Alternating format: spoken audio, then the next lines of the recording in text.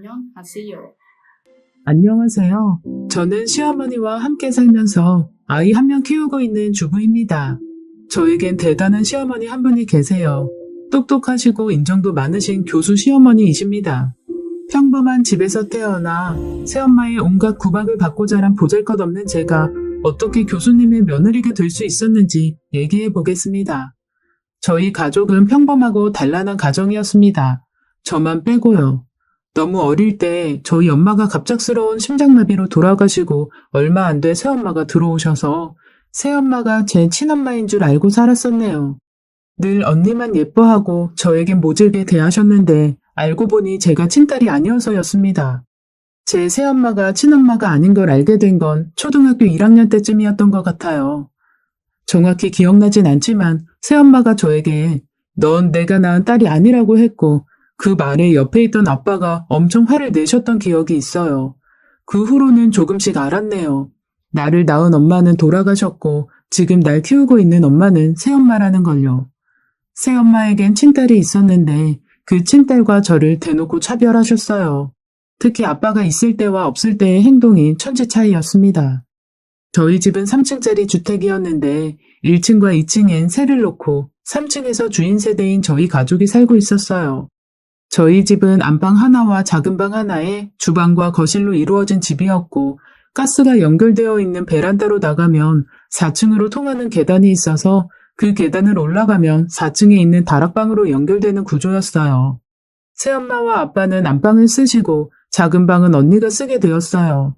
그 방은 큰 책상과 작은 장롱을 놓고도 여유가 남을 만큼 큼직한 방이었죠. 그리고 4층의 다락방이 제 방이었습니다. 다락방은 책상 하나 들어가면 성인 한 명 누울 정도의 공간밖에는 안 되는 작은 방이었어요. 아빠가 없을 때면 새엄마는 제게 아래층으로 내려오지 말라고 엄포를 놓았고 저는 아빠가 퇴근해서 오시기 전까진 늘 다락방에서 나오지 못했어요. 다락방에 있는 동안엔 계속해서 그림을 그렸습니다. 저는 그림 그리는 걸 참 좋아했어요. 그림을 그리면서 친엄마의 모습을 상상하며 하루 종일 그림을 그리곤 했어요. 저희 엄마도 그림을 참 잘 그리셨다고 아빠가 나중에 말해줬었거든요. 그림을 그리는 건 제 마음의 안식처 같은 거였어요. 하루는 아빠와 함께 다 같이 거실에서 TV를 보고 있을 때였어요. 만화에서 신데렐라가 하고 있었는데 엄마가 신데렐라 만화에서 계모가 하는 나쁜 짓들을 보면서 하는 말에 입을 다물 수가 없었습니다. 어머머, 저 계모 진짜 못됐다. 저런 건 다 동화 속에나 나오는 얘기야. 요즘에 저런 계모들이 어딨니?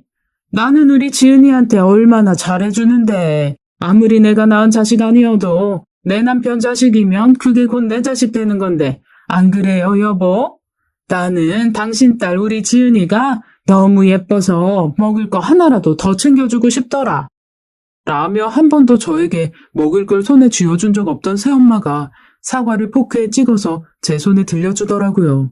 늘 이런 식이었어요. 아빠 앞에서는 세상 순하고 착한 새엄마인 척, 아빠가 없으면 피 한 방울 안 섞인 남의 자식이니 짐덩이 취급하고, 심지어 아빠와 싸운 날엔 저는 이유 없이 맞고 다락방에 갇히는 게 일상이었습니다. 아빠는 늘 일 때문에 바쁘셔서 집에 오시면 늦은 저녁을 드시고 바로 주무시고 다음날 일찍 나가셨기 때문에 저를 챙기거나 돌아볼 여유가 없으셨어요. 그리고 저 또한 새엄마와 함께하는 시간이 많았기 때문에 감히 새엄마의 횡포를 아빠에게 말할 엄두도 나지 않았죠. 하루는 아빠에게 아빠, 엄마가 나는 맛있는 반찬도 못 먹게 하고 다락방에서 내려오지도 말라고 했어. 라고 말해봤지만 새엄마가 억울하다는 듯이 눈물을 흘리시며 제가 전부 거짓말하는 거라고 세상 슬픈 척 연기하시는 바람에 아빠도 누구 말이 맞는지 모르겠다며 그냥 넘어가셨거든요. 그날 저는 엄청나게 맞았고 밥 한 끼도 먹지 못했어요. 그날 이후 새엄마의 계모짓은 점점 더 심해졌고 저는 더 이상 아빠에게 새엄마의 악행을 잃을 수가 없게 되었어요. 그렇게 그냥 제 삶에 적응하면서 다락방에서 20살까지 더 살게 되었죠. 저는 그림 그리는 게 취미이자 특기여서 미술학원에 다니지 않고 미대에 합격하게 되었어요. 어릴 때부터 꾸준히 그림을 그리다 보니 실력이 저절로 늘었던 것 같아요. 입학 등록금 내는 날짜가 다가오자 새엄마는 아빠에게 미대 나오면 나중에 취업도 힘들고 돈벌이도 잘 못한다는데 우리 지은이 그냥 작은 회사 격리로 취직시키는 게 어때요? 비싼 대학 등록금 들이지 말고 차라리 얘 시집갈 때 한미천 대줍시다. 라고 설득하셨어요. 새엄마 때문에 대학도 못 가는 거 아닌가 무척 염려했는데 다행히 아빠가 제 말을 들어주셔서 아빠가 내주신 첫 등록금으로 무사히 입학할 수 있게 되었어요. 제가 느끼기에 새엄마는 제가 잘 되는 걸 무척이나 경계하시는 분이었습니다. 학교에 다닐 때도 언니가 무언가를 잘하면 언니를 칭찬만 해주면 되는데 저를 깔아뭉개고 무시하셨어요.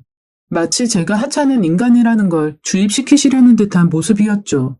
그러다 제가 언니보다 시험이라도 잘 봐오는 날이면 너 같은 게 공부하면 뭐하니? 여자는 착오로 네 언니처럼 예쁘고 참해야 시집 잘 가서 잘 사는 거야. 라며 제 의지를 꺾곤 하셨어요. 새엄마의 말에 의기소침해져 있다가도 다시 그림을 그리며 마음을 정화하곤 했어요. 제가 부모님께 받은 최고의 유전자는 바로 다시 일어서는 잡초 같은 마인드였는지도 모르겠어요. 아무튼 그렇게 대학 생활을 하면서는 기숙사에서 지냈고 새엄마와 떨어져 살게 되면서 저는 온전히 제 생활에 집중하며 살 수 있게 되었어요. 첫 대학교에 입학해서 1년간은 좋은 추억들을 참 많이 만든 한 해를 보내게 되었어요. 좁은 다락방에 갇혀있지 않아도 되었고 기숙사 식당에서 나오는 밥은 그동안 어디서도 맛보지 못한 최고의 식사였어요. 그렇게 하루하루 즐거움을 찾아가며 살던 제게 아빠의 교통사고 소식은 너무나도 갑작스레 찾아왔습니다. 제가 대학교 1학년을 마칠 즈음 아빠가 교통사고로 돌아가셨어요. 아빠의 빈소에서 저는 무척 많이 울었어요. 세상에 저 홀로 남겨졌다는 사실이 저에겐 너무나도 큰 공포였습니다. 반면에 새엄마와 언니는 장례식장에서 눈물보다는 웃음을 더 많이 보였어요. 돌아가신 아빠의 빈자리보다는 새엄마가 받게 될 아빠의 사망보험금이 더 큰 관심사였죠. 정확히는 알지 못하지만 아빠의 사고로 새엄마는 몇 억이라는 큰 돈을 보험금으로 받게 되셨어요. 그리고 아빠의 사고제가 끝나기도 전에 새엄마는 아빠와 제가 살던 주택을 팔아버리고 아파트로 이사를 가셨어요. 제가 학기가 끝나고 집으로 왔을 땐 이미 다른 사람이 살고 있었고 새엄마에게 연락했을 땐 전화도 받지 않고 문자로 한 통의 메시지만 받을 수 있었어요. 제가 받은 문자 내용은 이제 네 아빠 죽고 없으니까 우린 아무 사이도 아니다. 지금까지 먹여주고 키워줬으면 나는 내 할 일 다 했다고 생각한다. 그러니까 너도 이제 우리 찾지 말고 네 살 길 찾아서 살아라. 라는 내용이었어요. 아빠 돌아가시는 순간 예상은 했지만 아무런 준비도 되지 않은 절 이렇게 내치실 줄은 정말 몰랐습니다. 아빠가 살아생전에 재혼하시면서 아빠 명의의 집을 새엄마 앞으로 이전하셨기 때문에 제 앞으로 남겨진 재산은 하나도 없었고 그렇게 한순간에 가진 것 하나 없이 쫓겨나게 된 거였어요.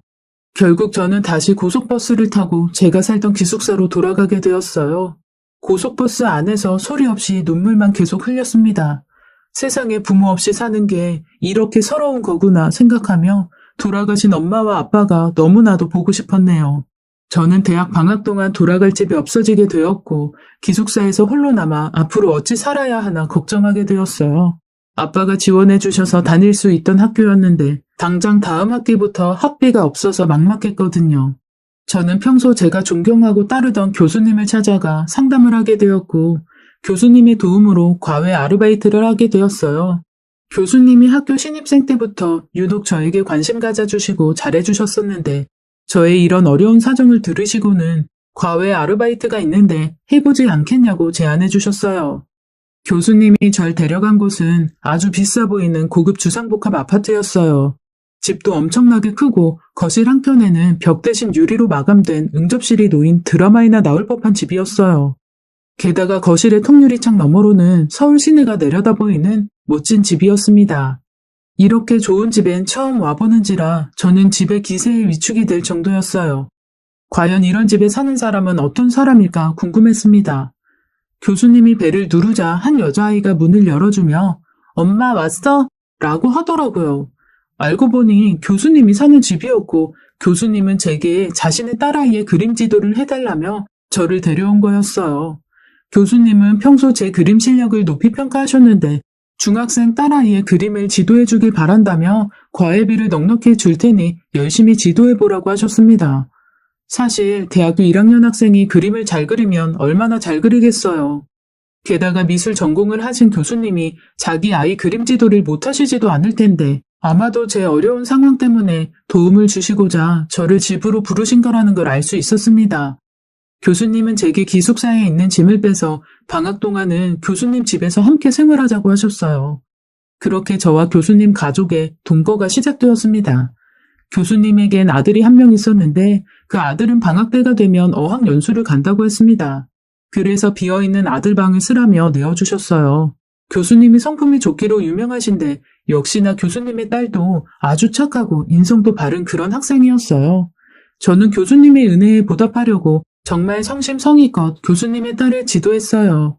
제가 고등학교 다니던 시절 수학도 잘했었기에 수학도 가르치고 이것저것 제가 아는 지식은 대방출시켜가며 가르쳤습니다.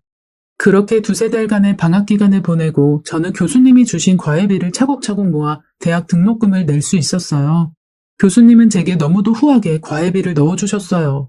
사실 중학생의 과외비라고는 생각도 할 수 없을 만큼 말도 안 되게 돈을 많이 주셨죠. 저는 교수님께 너무 큰 돈이라 못 받겠다고 했지만 교수님은 제게 일한 만큼 준 것뿐이라며 부담 갖지 말라고 얘기해 주셨네요. 교수님은 방학 때면 제가 어릴 적 어떻게 살아왔는지, 엄마 아빠는 어떤 사람인지 자주 묻곤 했었어요. 새엄마의 이야기를 들으시면 저 대신 화도 내주시고 저희 엄마 이야기를 들을 때면 세상 진지해져서 제 말 하나하나 집중해서 들으시곤 했죠. 사실 저도 저희 엄마에 대한 기억이랄 게 없고 어느 정도 자라서 아빠에게 들은 이야기들이 전부였지만 교수님은 그런 이야기조차 재밌다며 계속 해달라고 하셨어요. 교수님은 저희 엄마가 어떤 분이셨는지 궁금하다며 사진 없냐고 물으셨고 저는 유일하게 제가 가지고 있는 제 돌 때 찍은 가족 사진을 보여드리게 되었어요. 교수님은 사진을 보시고는 저와 너무 똑 닮았다는 얘기를 한마디 하시고는 방으로 들어가셨어요. 그렇게 방학 때마다 교수님네 집에서 산 지도 2년이 넘어갈 무렵에 처음으로 교수님의 아들을 만나게 되었어요. 교수님의 아들은 저와 동갑내기였는데 교수님의 딸과는 달리 좀 까칠한 성격이었죠. 교수님 말로는 외동으로 오랫동안 키워오다 둘째를 낳아서 그런지 외동티가 많이 나는 녀석이라고 했습니다. 교수님의 아들이 방학 동안에 집에서 머물게 되자 저는 교수님네 집에 남는 창고방을 치우고 그곳에서 생활하게 되었어요. 처음엔 교수님의 아들은 절 불편해했지만 함께 지내는 시간이 오래되자 저를 한 가족처럼 대해주기 시작했죠. 겉으로는 까칠해 보여도 지내다 보니 마음은 착한 사람이었어요.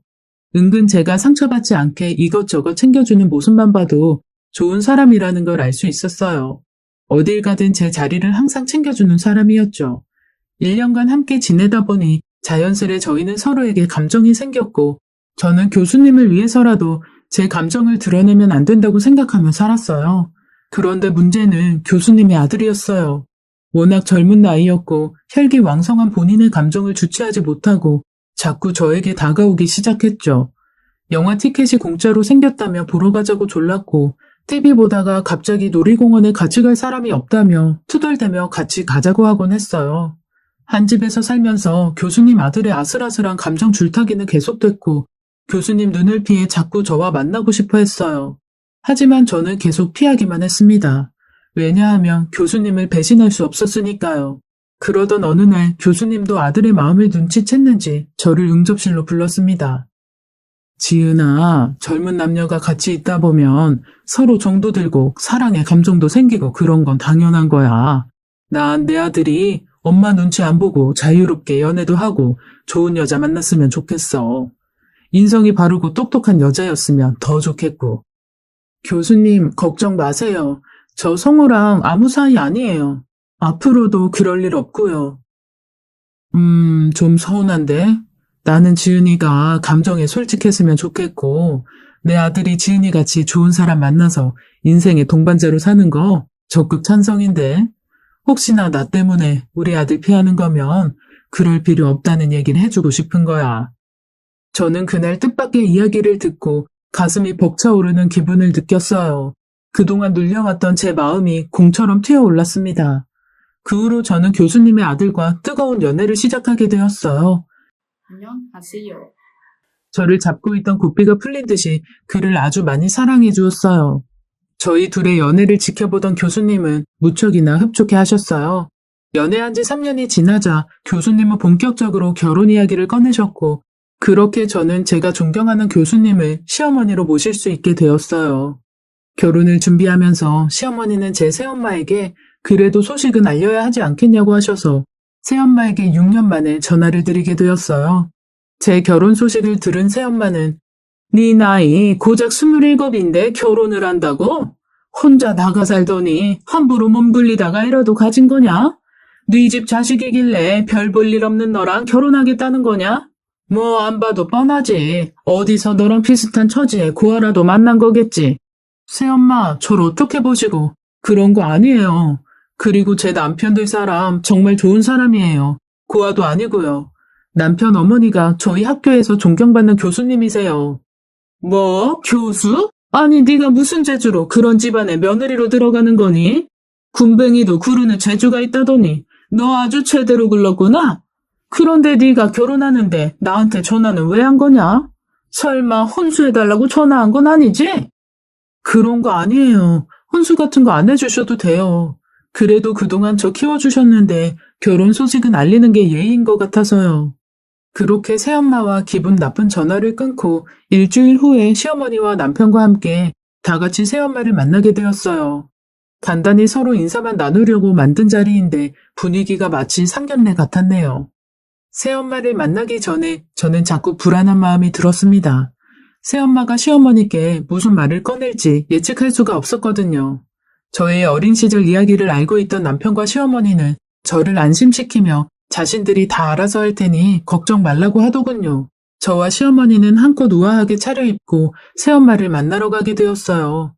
새엄마는 잘 차려입은 절 보시고는 위아래로 훑어보시는데 시댁 재산 짐작하시는 눈초리 같아서 기분이 나빴어요.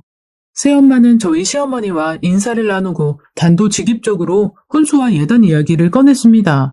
사돈 어른도 아시겠지만 저희도 남편 죽고 먹고 살기가 힘들어져서 혼수는 준비해주기 어려울 것 같네요. 그래도 제 딴에는 얘를 3살 때부터 성인 될 때까지 키워줬는데 다른 부모 노릇했으니